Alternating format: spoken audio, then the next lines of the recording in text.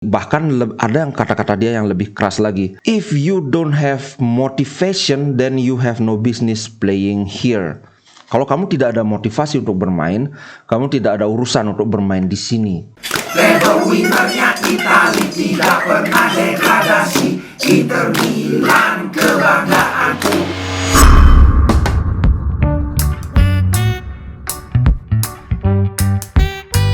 Halo Sobat Ngomin, apakah hari ini tidak cerah Pak? Kelabu, udah gerimis-gerimis mengundang. Aduh, tapi kenyataan adalah kenyataan. Dan sebelum kita bahas pertandingan tadi malam, seperti biasa update dulu. Ini ada berita yang menarik tentang San Siro. Kawan-kawan banyak, Bang gimana Bang? Kok nggak kelar-kelar? Nah sekarang ternyata Inter merespons gertakan Milan. Mereka bilang mau bikin solo project untuk stadionnya, nggak mau bersama-sama. Ya udah, Inter juga, dan katanya sudah ketemu lokasi yang cocok. Dan menariknya adalah ini agak bertolak belakang beritanya. Zhang akhirnya cenderung untuk mengambil opsi ini karena dia tahu dari Gordon Singer. Gordon Singer ini adalah anaknya mantan pemilik Milan, bahwa direktur Milan yang sekarang itu masih ingin stay di San Siro. Nah, katanya ini lebih ke masih nunggu kalau sudah benar-benar udah, kan San Siro itu mau diratakan terus bikin stadion baru di atasnya itu. Nah, Milan katanya kalau ini sudah benar-benar nggak bisa, baru akan cari lokasi lain. Akhirnya Stefan Zhang juga udah nggak terlalu suka sama San Siro karena stadionnya udah tua dan sebagainya. Baru ingin lebih cenderung ke ini, dan katanya sudah ada pembicaraan untuk mengakuisisi lahan ini, karena kebetulan lahan yang dimaksud ini adalah milik pribadi, bukan milik kota atau bukan milik siapa gitu, bukan milik perusahaan. Oke, itu soal stadion ya. Kemudian next, Inter kemarin itu secara umum mainnya jelek. Ini aku akui, makanya biar tidak dibilang lawyer aja. Memang terutama di babak pertama, sebenarnya ini agak ironis ya. Di babak pertama kita mainnya jelek, tapi ada beberapa peluang yang bagus. Dan kita tidak kebobolan. Nah di babak kedua ketika Barella masuk, Acerbi masuk, kemudian D'Ambrosio masuk juga, permainan Inter itu membaik, mulai bisa menguasai lapangan, terutama lapangan tengah. Tapi justru kebobolan. Aduh, nggak ngerti aku. Tapi nantilah kita bahas soal itu. Nah, yang menarik adalah Lautaro Martinez, karena ini ada jurnalis Italia namanya Stefano De Grandis. Ini kayaknya memang nyari kambing hitam. Dia bilang gini, Inter Milan's Lautaro Martinez is not a complete striker. He only thinks about himself. Gini, sebelum aku komentar ini, kemarin aku dengan tegas bilang Lautaro bermain benar-benar di bawah form, di bawah permainan biasa. Dia memang bisa menciptakan peluang, tapi lagi-lagi sundulan itu semestinya sundulan yang bisa gol, tapi melebar, lagi-lagi finishingnya kacrut banget. Tapi dengan mengatakan he only thinks about himself, ini hanya berpikir tentang dirinya sendiri, ini menurutku salah sasaran ininya, kritiknya. Karena kalau ada striker yang paling tidak egois, ya justru Lautaro. Siapa striker di Serie A yang paling sering track back, yang paling sering melakukan pressure terhadap defender lawan, dan paling sering merebut bola dengan tackle, dengan sliding? Salah satunya adalah Lautaro Martinez. Jadi nggak apa ya, dia layak dikritik, tapi untuk kali ini konten kritikannya itu tidak tepat menurutku. Ini benar-benar nyari kambing hitam aja. Di sisi lain, Lautaro Martinez ini agak mungkin akan jadi problematik. Kita tunggu beritanya besok. Di satu sisi dia step up, wawancara setelah pertandingan, dia satu-satunya pemain Inter yang meminta maaf kepada fans karena memang permainan Inter buruk sekali. Tapi dia di sisi lain mengatakan suatu hal yang agak nyelekit, yang ini bisa jadi bermata dua, bisa jadi motivasi buat rekan-rekan atau bisa jadi menimbulkan ketegangan. Dia bilang adalah, kalau kami bermain seperti ini, kami tidak akan kemana-mana. We are not going anywhere playing like this. Nah ini kan sebenarnya apa ya, Padahal dia sendiri sempat bilang itu salah kalau ngomong di momen seperti ini karena semua lagi kesel, lagi lagi frustrasi. Kalau ada salah ngomong itu bisa bahaya. Justru dia bicara seperti itu. Bahkan ada yang kata-kata dia yang lebih keras lagi. If you don't have motivation, then you have no business playing here. Kalau kamu tidak ada motivasi untuk bermain, kamu tidak ada urusan untuk bermain di sini, kayak gitu. Ini apakah dia sedang menyerang salah satu pemain Inter atau aku juga belum lihat bagaimana spekulasi media karena ini langsung dari interview dia. Ini menurutku suatu kata-kata yang agak keras yang tidak biasanya dikeluarkan oleh Lautaro. Nanti untuk seperti biasa, kawan-kawan mungkin udah lihat tadi aku bikin video khusus member seperti janjiku. Kalau begitu ada gosip tentang kelanjutan dari omongan dia ini, aku akan di sana sambil pakai HP biar kalau lagi di mana aku bisa langsung bikin konten. Nah, kita lihat kelanjutannya ini. Aduh, semoga sih tidak kita jadi AC Milan kedua ini kan krisis gara-gara ini. Oke, itu tentang sebelum kita bahas jalannya pertandingan ya. Sementara itu Inzaghi juga bilang poor approach first half not worthy of Inter, we are angry. Pendekatan yang sangat buruk, kemudian babak pertama itu tidak layak untuk Inter. Kami sangat marah. Ya betul lah, yang penting marahnya bisa diejawantahkan dengan penampilan yang lebih baik untuk ke pertandingan berikutnya. Menurutku kita sekarang bahas jalannya pertandingan ya.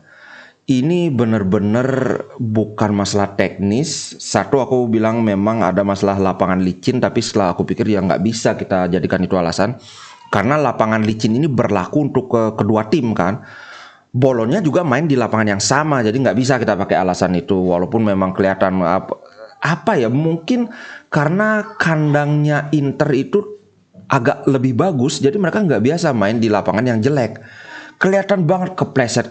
Sementara pemain bolonya cuma si Dominguez saja yang sekali kalau nggak salah aku lihat kepleset. Sedangkan Inter Lautaro kepleset, Hakan bahkan peluang yang sangat bagus itu. Hakan di dekat-dekat penghujung babak pertama awal babak kedua dikasih umpan sama Gosens, umpannya bagus banget.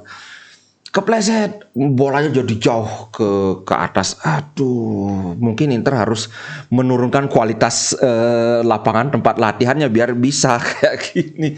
Dan kemarin ada komentar yang menarik yang mungkin juga aku setuju. Musim dingin dengan hujan itu akan bikin lapangan jadi sangat licin karena banyak air-air itu yang mengkristal jadi bunga es di bawah dan itu tambah licin. Tapi ya tetap harus dicari solusinya karena bolonya juga sama main licin. Apa mungkin mereka pull sepatunya lebih panjang atau gimana kan nggak tahu. Itu dari Inzaghi. Kalau menurutku tidak ada yang rotasi itu memang perlu dilakukan kemarin. Cuma memang ya pemain yang jadi starter jelek sekali mainnya. Contoh De Vrij jelek banget. Musim ini permainan De Vrij itu rata-rata jelek, tapi kemarin itu jelek banget. Makanya ada yang mengkritik lah, kenapa De Vrij yang diganti padahal kan perlu mencetak gol. Justru menurutku pergantian De Vrij dengan Acerbi ini sangat tepat karena Acerbi masuk langsung kelihatan banget di build up, secara bertahan juga sangat bagus karena mungkin nggak tahu ya apa lebih pengalaman apa gimana. De Vrij jelek banget, apalagi kena kartu kuning. Sudah terbukti Skriniar kena kartu kuning dibiarkan tidak diganti, tahu-tahu kena kartu kuning kedua, ingat nggak? Pertama kali Skriniar kena kartu merah itu. Jadi menurutku pergantian yang dilakukan Inzaghi semua tepat. Barella walaupun performanya tidak terlalu bagus harus kuakui itu. Cuman dibandingkan Mkhitaryan jelas Barella lebih bagus kemarin. Dan sejak Barella masuk, Brozo, Hakan dan Barella ini ngeklik banget. Sedangkan sebelumnya itu salah passing, pergerakan yang tidak sesuai, dan terutama gol ini juga golnya siapa ya? Golnya Bolonya menurutku inilah yang aku bilang ironis. Permainan Inter membaik, tahu-tahu ada kesalahan sedikit langsung dihukum dengan sangat berat.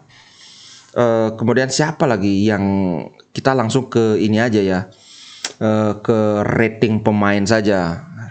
rating pemain dari awal. Onana dia dikasih nilai 6 menurutku. Gol itu bukan sepenuhnya kesalahan Onana karena ya sudah kayak gitu. Dan sekali lagi aku dibuktikan salah. Sebelumnya aku ngomong Onana ini kalau duel one on one tidak terlalu ketar-ketir dibandingkan kalau Handanovic langsung gol. Mendingan aku nggak ada ngomong apa-apa lagi. Kesel banget, Pak. Kemudian Darmian tidak ada terlalu melakukan kesalahan, ini dikasih nilai 6, tidak ada terlalu kesalahan yang berarti, tapi di build up dia kurang banget. Ya apalagi kalau dibandingkan Bastoni kan memang, cuma menurutku Darmian stabil lah seperti yang aku bilang di konten sebelumnya. Tidak pernah ngasih performa yang 5 bintang atau dapat nilai 9 atau 10, tapi nggak pernah di bawah 6. Kemarin itu ya gitu Darmian, nggak istimewa tapi nggak jelek. De Vrij udah aku bahas. Bastoni agak struggling loh. Di bertahan dia cukup bagus, tapi di build up tidak seperti biasanya. Tapi at least ada 1 atau 2 umpan panjang dia yang akurat, yang tepat sasaran. Cuma memang belum bisa dimanfaatkan oleh rekan. Dumfries, aduh, kemarin tuh menurutku yang paling jelek penampilannya adalah Dumfries, De Vrij. Ini kebetulan sama-sama dikasih nilai 4, sangat layak dikasih 4. Aduh, aku nggak akan belain Dumfries. Kemudian Hakan off pace dikasih nilai 5 loh ini. Off pace, out of position, mistimed pass. Jadi kecepatan dia nggak punya, sering salah posisi, sering salah umpan, dan juga struggled with physical aspect of the game. Keteteran di aspek fisik ya. Memang pemain Inter agak kecapean sih habis main Porto. Lawan Porto memang sangat ini. Kan kita diobok-obok banget secara fisik kan. Nah, Marcelo Brozovic menurutku tidak terlalu jelek, cuma memang dia ada beberapa kali salah umpan yang ini nggak biasanya. Ini dikasih 5,5, 0,5 lebih bagus dari Hakan. Menurutku seimbang antara Hakan dan Brozo kemarin. Mkhitaryan 4,5, ya jelek banget sih Mkhitaryan. Aduh, makanya aku heran kenapa nggak dari awal itu Hakan, Brozo, Barella, kemudian di pertengahan baru masukkan Miki atau Aslani. Sama sekali tidak diberi kesempatan bermain. Aduh, nanti kita akan bahas lagi soal Aslani ini. Kemudian Gosens, menurutku performer terbaik di lapangan kemarin adalah Gosens. Beberapa kali dia melakukan umpan kunci, umpan kepada Hakan gagal dimanfaatkan, kemudian umpan kepada Lukaku, tembakan Lukaku terlalu lemah, gampang diselamatkan. Gosens kudu-kudunya dia main bagus, tidak berhasil menang. Kemarin tuh loh, di sini Gosens yang paling gede nilainya 6,5, yang lain rata-rata 5. Acerbi dapat 6. Acerbi memang dia kan ada satu hampir asis kepada Zeko, tapi lagi-lagi ininya bisa diselamatkan. Dan lupa, ininya lagi tembakan Gosens di penghujung babak kedua juga. Waduh, sayang bisa ditepis sama kiper. Tapi menurutku ya yang layak juga dikritik memang Inzaghi. Walaupun nggak sepenuhnya salah Inzaghi sih menurutku, cuma kenyataannya adalah banyak starter yang dia mainkan itu tidak perform. Dumfries, kemudian De Vrij, Mkhitaryan itu gagal perform. Kalau Lukaku dan Lautaro menurutku ya layak mereka starter. Lukaku cukup bagus, dia lebih banyak memenangkan duel dibandingkan Lautaro, cuma memang belum bagus banget. Zeko masuk menggantikan Lukaku. Menurutku lebih bagus Zeko, cuma ya sama, tidak ada peluang lagi. Itu secara secara garis besar. Nah, sekarang yang ingin aku bahas adalah gol Bolonya. Yang mengkhawatirkan adalah seperti aku bilang, ini ironis, ketika permainan Inter membaik, tahu-tahu tercipta gol. Nah, ini aku mau lihatkan, kita mau bahas sedikit. Nah, di sini kita lihat kesalahan penempatan pemain yang sangat fatal menurutku. Brozo sudah turun meninggalkan posnya di sini untuk membantu memperkuat pertahanan, menjadi opsi buat umpan dari Onana, tapi kemudian D'Ambrosio menguasai bola. Kita lihat ini yang namanya ruang antar lini. Tidak ada orang sama sekali. Sudah ditinggal oleh Brozo. Barella ke sini. Kesalahan berikutnya adalah Barella. Seharusnya Barella datang ke tengah ini untuk menjadi opsi umpan buat Ambrosio, tapi yang dia lakukan malah dia bergerak ke sayap. Sedangkan di sayap itu sudah ada Darmian. Kalau Ambrosio membuang bola dia mau ke sayap, sudah ada Darmian. Tapi kalau dia mau ke tengah, nggak ada siapa-siapa. Dan waktu itu Barella sedang bergerak ke arah sayap. Dan benar saja, ketika akhirnya Ambrosio memberi bola ke tengah, salah langkah sudah Barella. Dan bola didapatkan oleh pemain Bolonya. Sedangkan di sini kembali ini yang namanya rest defense kita jelek sekali. Bastoni ketinggalan di sayap padahal di sana tidak ada orang. Ini tidak ada orang di sini. Si Orsolini tidak ada yang mengawal. Acerbi sedang mengawal si Burau kalau nggak salah. Selebihnya kita tahu bahwa bola diberikan kepada Orsolini, tidak terkawal sama sekali, one on one dengan Onana. Susah. Ini menurutku harus diperbaiki lagi karena sering sekali ini kesalahan yang sering muncul di awal musim, yaitu sering sekali celah atau ruang antar lini Inter itu terbuka tanpa ada yang menjaga. Dan kemarin makanya ini yang aku bilang, ketika permainan Inter membaik justru kita kebobolan karena kesalahan.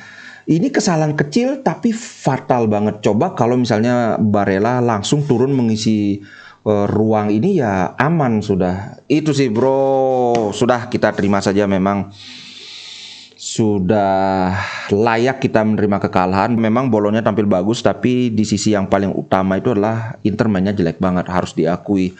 Semoga bisa diperbaiki untuk kedepannya. Oke, itu dulu untuk konten kali ini. Sampai jumpa di konten berikutnya. Ciao. Inter Milan di dadaku, biru hitam warna darahku. Treble winnernya Itali, tidak pernah degradasi. Inter Milan kebanggaanku.